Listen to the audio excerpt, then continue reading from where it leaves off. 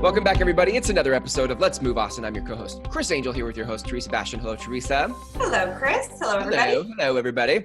We're talking about foundations today. I love your title, by the way. Let's dig deep on your foundation. Yeah, you see what I did there? Yeah. Wow. Uh-huh. Yeah, it was very punny. I like it, though. Foundation. So some houses in the United States, like in Florida, don't have a basement, for example. So that's a different kind of foundation. In the Northwest where I am, we have basements sometimes. But well, actually, in Central Texas, we do not typically have basements. Okay. So Yeah. our houses are built on slab. And in the Austin area, we have a very, very hard rock. Most of the homes are built on like a limestone.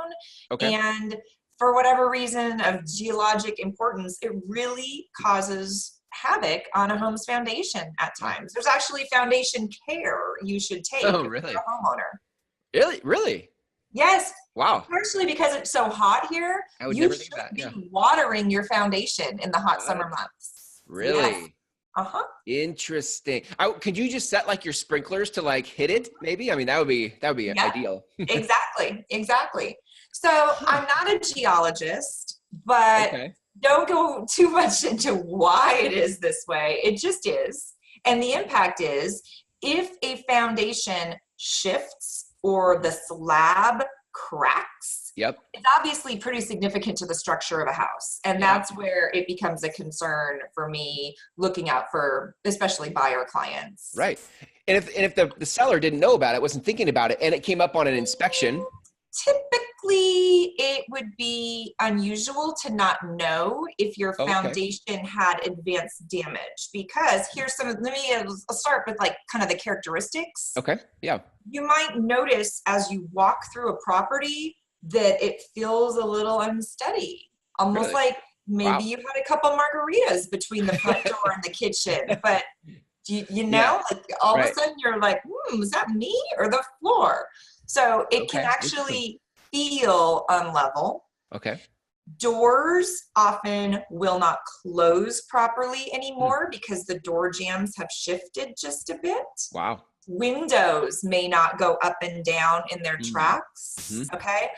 And you Wow. can oftentimes see cracking that is not the same cracking from like a drywall settling, but a more significant crack Wow. where the structure's literally moving. Wow. Does Yeah. insurance take care of any of that? Like if I'm a homeowner, Oh. no, it's like, that sounds like a very costly discovery. It is. And so I have enough experience that when I walk into homes, I'm not an inspector, so I'm not qualified to inspect a property, but I can definitely suggest to buyers that there seems to be something awry and that may be a concern. Got it. The problem with it is to mitigate significant foundation damage can cost upwards of $10,000. I mean, it can go over 20, depending on how significant of a job. Right. And whether the drywall also needs to be repaired or the plumbing needs to be addressed, because if you shift the house, you might mess with the pipes. Yep. So some of the repairs are pretty elaborate. Yeah. Sometimes sellers just simply don't have the money to spend on that. Wow. Well, the buyer doesn't have the money to spend on a house they don't own. Right. Yeah. So sometimes this just Wow. means that the sale is going to be just a cash buyer, and it's going to be a reduced price because they're buying work needed to be done. Well, if I'm a homeowner right now, I'm thinking, man, I need to start watering my foundation like ASAP. You know? Yeah. Wow. Well, and there's certain parts of Austin are more prone to having foundation problems than others. There are structural, like let's say you're still really interested in the home, but we're not sure if the foundation is a problem. Yep. You can have an additional foundation inspection. You can have a structural engineer come out. There are laser levels you can use. I mean, there's ways to do your diligence. It's not like you typically are just comes out of nowhere that there might be an issue. Right. You have signs, and then we can assess how much work is needed. Yeah. Got it. And you can't probably just go get one of those like epoxy kits that fills a crack. This is bigger than that, because right? the problem isn't the visual, and sometimes cracks like in a cement floor, sometimes those are totally normal just from settling, and they have nothing to do with movement of the property. So you really have to, if you have cause for concern, it's definitely worth spending the money to have a structural engineer come out and really do a full report, whether you're on the seller side or the buyer side. Because you don't want to assume there's more wrong than there is. And if you're the seller and all it is a couple cracks in the floor, maybe then you want to get the epoxy kit out and, you know, cosmetically address that before you put the house on the market and worry people. Right. I feel like every time we bump into something that you bring up in your show that is like confirmation that I don't believe this industry will be replaced by technology. At some level, I feel like an app won't sell a house. Like people with this type of industry knowledge and experience, it's just always going to have, because there's so much that goes into selling or buying a house.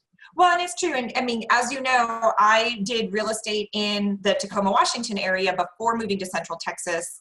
I had a pretty long career up there, did a lot of deals, never heard anything about a foundation problem, moved here and immediately was like, there's something different in Central Texas. So I ramped up and I got knowledgeable on it very quickly because it was clear what a critical part of the transaction it was. But I mean, I've walked in a lot of homes over the course of my career. I can feel a certain amount of movement. And I think if you are the type of person, you know, agent or buyer, that maybe you only go looking at homes, you know, once every blue moon, you don't have enough consistency to notice these patterns. Yeah. Wow. So good. I love it. Well, if people need to talk to you about selling their house or maybe like, hey, Teresa, our windows haven't been shutting right. And they just...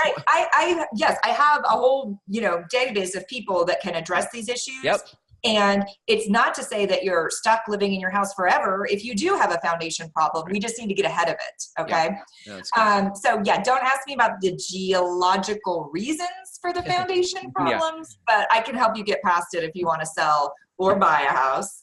You can call me or text me 512-297-3442. Awesome. Teresa, thanks so much for being the resident expert here in Austin on selling and buying. See ya. Bye.